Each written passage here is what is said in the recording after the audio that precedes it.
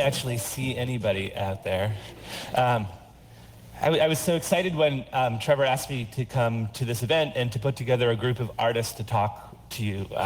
If you look to the right of you right now or to the left of you at the person sitting next to you, they may indeed be an artist. We are among you as we speak. My art practice involves data and most specifically the human experience of data. And I think a lot about what is it like for the everyday person to be in this new world of data. And maybe because this is maybe a biased model because I do a lot of traveling, but I think about the air traffic system as an analogy. So the air traffic system, when you're in it and you're traveling, is a system of almost unimaginable complexity, and we only see it in small glimpses. We see our bags disappearing down these strange runways, and we see the fueling systems come in and connect to the plane as we're on the runway, but we don't really get a feeling of the whole of it. I was surprised to find out when we were working on this project that at any given time there are more than 1 million people in the air. And what you're seeing here is you're seeing this almost respiring system of planes landing and taking off on 15-minute intervals throughout the day. The second thing that I think about when I think about the air traffic system is I think about this loss of control. It's one of the only times in our lives that we voluntarily give up our control. We're put in these lineups and we really do what we are told for a short period of time. And I think that our everyday experience with data may be as similar to this. We are engaging with a very complicated system, and we're doing so very much out of our own control. I'm not the first artist to think about this. David Foster Wallace, an American novelist, wrote a book called Infinite Jest. Infinite Jest is a very interesting novel. It's full of footnotes, and occasionally those footnotes have footnotes, and even sometimes those footnotes of the footnotes have footnotes. And when he was asked by his editor why he was including this, he responded that he said he wanted to mimic the information flood and data triage that he expected to be an even bigger part of life 15 years hence. And I think that this idea is something that we are all of us in this room, wrestling with now, this need and this desire for data triage.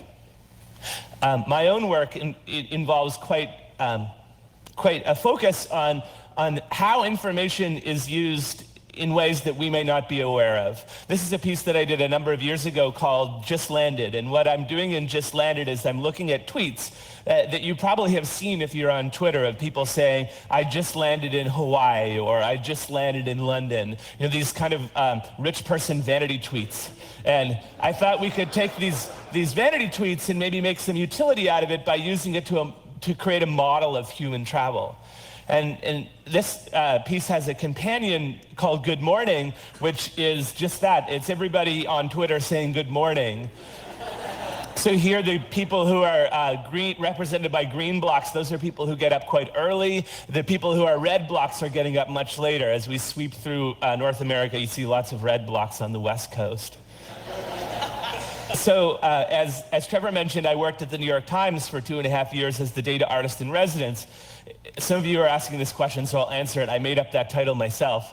And at the Times, we took some of these ideas and we tried to make them into something a little bit more practical. And we built this project called Cascade. And Cascade is a project that looks at how people are sharing Times content over the internet. So on the bottom left-hand side is the first tweet about this particular story, and what we're seeing is one conversation that surrounds that story. So very much I was interested in how we take something that is invisible, that is inherently invisible, and make it into something, make it into an architectural form that we can then think with, that we can engage with, and that we can understand. When I left the Times in January, I started a company called the Office for Creative Research.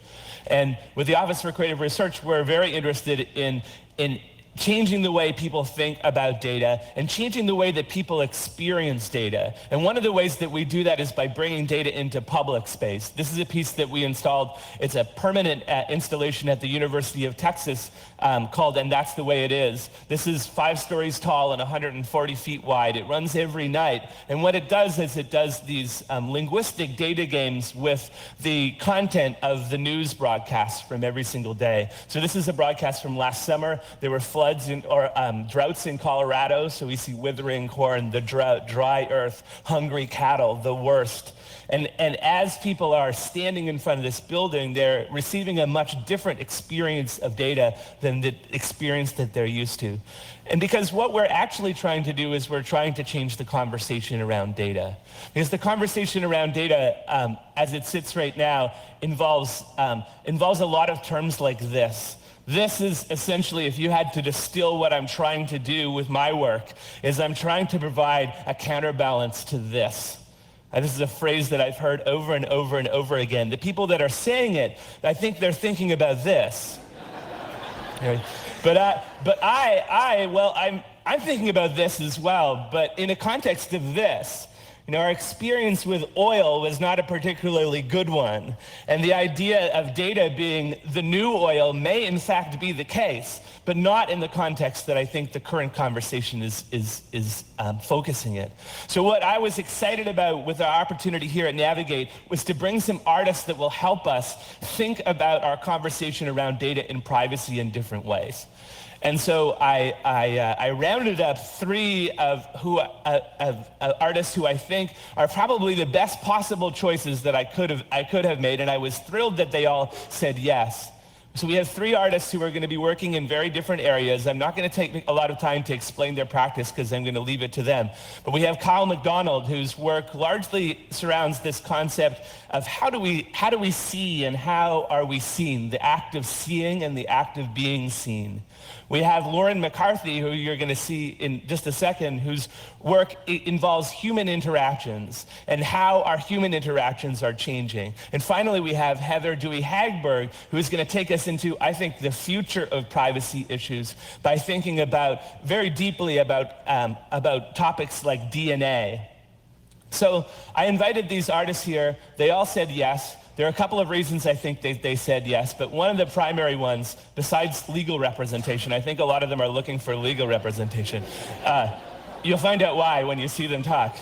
I think most of them, and myself included, are primarily excited about the conversations that we can have today. So after we're off the stage, please feel free to come up and talk to us, because that's really why we're here, to advance the conversation and to advance the dialogue.